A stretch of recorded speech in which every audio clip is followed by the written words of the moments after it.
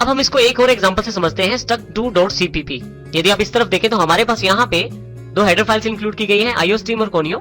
struct student define किया गया है रोल नंबर, नेम और मार्क्स के साथ। वर्ड मेन में अब की बार हमने 3 वेरिएबल्स बनाए हैं, s1, s2, s3। सबसे पहले s1 के रिलेटेड डेटा को फीड अप किया गया है s1.roll number, s1.name, s1.marks के साथ, और इसी के साथ जो स्टोर किया गया डेटा है s1 का, उसको हमने यहाँ पे काउट के द्वारा प्रिंट भी करवाया है। और अब हम इसको प्रैक्टिकल रूप में देखते हैं। आप यदि यहाँ देखें तो हमारे पास struct2.cpp प्रोग्राम अवेलेबल है। सबसे ऊपर हेडर फाइल्स, उसके पश्चात स्ट्रक्चर डिफाइन किया गया है स्टूडेंट के नाम से, जिसमें 3 वेरिएबल रोल नंबर, नेम और मार्क्स को लिया गया है। उसके पश्चात वर्ड मेन फंक्शन लिया गया है, उसका ओपनिंग ब्लॉक में हमने यहाँ पे स्टूडेंट डेटा टाइप के 3 वेरिएबल अर्थात स्टूडेंट स्ट्रक्चर के 3 वेरिएबल क्रिएट कर लिए हैं, s1, s2 और s3। सबसे पहले हमने s1 से रिलेटेड डेटा को स्टोर किया है, उसके पश्चात उसके डेटा को हमने यहाँ शो किया है काउट के द्वारा। इसी तरह से फिर से हमने यहाँ पे हमने s2 का डेटा स्टोर किया है और यहाँ पे s2 का डेटा को प्रिंट भी किया है। हम चाहें तो s3 का डेटा भी इस प्रकार स्टोर करके उसे भी प्रिंट करवा सकते हैं। अब हम इस प्रोग्राम को रन करके देखते हैं कंट्रोल F9 की सहायता से। देखिए, सबसे पहले एंटर योर रोल नंबर की जानकारी मांगी जा रही है 1। मैं यहाँ नेम एंटर कर देता हूँ, मार्क्स एंटर कर देता हूँ। देखिए, thanks for your registration, your roll number is 1, name is Varinder and marks are 22। तो इसका अर्थ यह है कि यहाँ पे उसने पहले s1 वेरिएबल में रिलेटेड डेटा को स्टोर कर दिया है, जिसको हमें दिखाया भी गया है काउट स्टेटमेंट के द्वारा।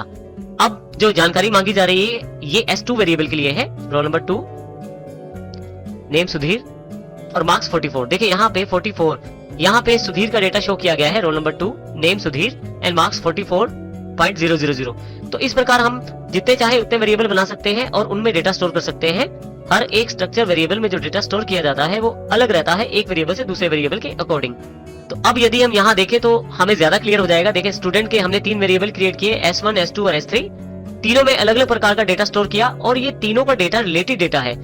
s1 में जो डेटा स्टोर किया गया है वो अजय से रिलेटेड है यहाँ पे, s2 में जो डेटा स्टोर किया गया है वो विजय से रिलेटेड है और s3 में जो डेटा स्टोर किया गया है वो सुमित से रिलेटेड है। इसका अर्थ यह है कि हमने सारे रिलेटेड डेटा को एक यूनिट में बांध दिया है और यहाँ पे उसको वेरिएबल के रूप में हमने रिलेट कर दिया है s1 के साथ, इसी तरह से s2 और s3 के साथ। इस प्रकार स्ट्रक्चर्स बहुत ही इंपॉर्टेंट रहते हैं हमारी प्रोग्रामिंग में। अब हम स्ट्रक्चर के एक और इंपॉर्टेंट एस्पेक्ट की जानकारी लेते हैं। स्ट्रक्चर को हम एरेज के साथ बना सकते हैं। इसके लिए हम इस एग्जांपल को देखते हैं। iostream और conio.h हेडर फाइल्स को इंक्लूड किया गया है struct स्टूडेंट, जिसमें हमने 2 वेरिएबल्स लिए हैं, एक इंटीजर रोल नंबर और दूसरा कैरेक्टर नेम। वर्ड मेन में हमने यहाँ इंटीजर i लिया है जो हमारी लूप का काउंटर है। यहाँ पे यदि आप देखें तो हमने अब की बार s1, s2 के बजाय एक एरे डिक्लेयर कर लिया है और जिसमें हमने 5 एलिमेंट बनाए हैं। अर्थात एक तरह से हम ये कह सकते हैं कि हमने स्टूडेंट के 5 वेरिएबल क्रिएट किए हैं एरे के रूप में। अब यहाँ पे हम इनको वैल्यू देने के लिए लूप का इस्तेमाल करते हैं।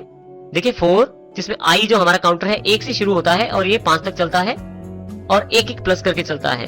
लूप के अंतर्गत देखें हमने सबसे पहले enter your roll number, array of i dot roll number. हमने एरे ऑफ i के फर्स्ट एलिमेंट को रोल नंबर से क्रिएट किया है। काउंटर के अकॉर्डिंग यहाँ पे हमारे पास एरे इंडेक्स की वैल्यू रहेगी। यदि i 1 है तो यहाँ पहले एलिमेंट के लिए वैल्यू एक्सेप्ट की जाएगी, यदि i 2 है तो दूसरे, इसी तरह से i के आधार पर यहाँ एक्सेप्ट की जाएगी। तो यहाँ देखें array of i dot roll number, उसके पश्चात array of i dot name. यदि i 1 है तो यहाँ पे एरे 1 डॉट नेम, अर्थात पहले एलिमेंट में रोल नंबर और नेम को स्टोर किया जाएगा। उसके पश्चात थैंक्स फॉर रजिस्ट्रेशन का एक मैसेज आ जाएगा। उसके पश्चात हमने एक लूप नीचे और प्रयोग की है जिसमें इन सभी स्टोर किए गए डेटा को हमने प्रिंट करवा कर देखा है। देखें यहाँ पे एक लूप है, उस लूप के अंतर्गत फिर से हमने एरे ऑफ i का प्रयोग किया है डॉट रोल नंबर और डॉट नेम शो करने के लिए। इस प्रकार हमने एरे को स्ट्रक्चर के साथ प्रयोग किया है। अब हम इसको प्रैक्टिकल रूप में करके देखते हैं। यहाँ पे हमारे पास प्रैक्टिकल रूप में struct3.cpp प्रोग्राम अवेलेबल है।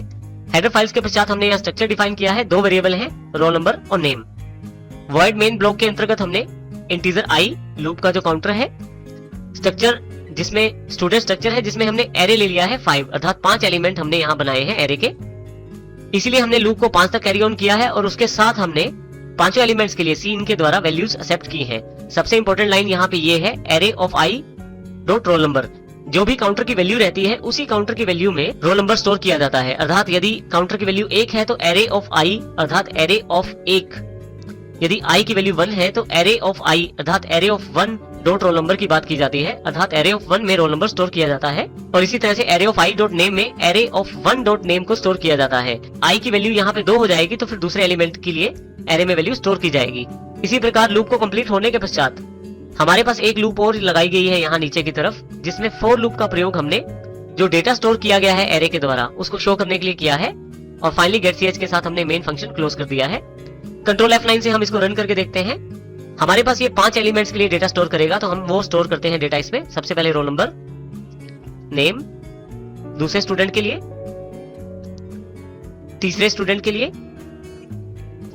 फिर से फोर्थ स्टूडेंट जो हमारे पास है, और 5वें स्टूडेंट के लिए। देखिए मेरे पास जब डेटा स्टोर हो जाता है तो नीचे वाली लूप मुझे सारा डेटा वहां नीचे की तरफ दिखा देती है लिस्ट ऑफ रजिस्ट्रेशन के अंदर, लिस्ट ऑफ रजिस्ट्रेशन मैसेज के पश्चात।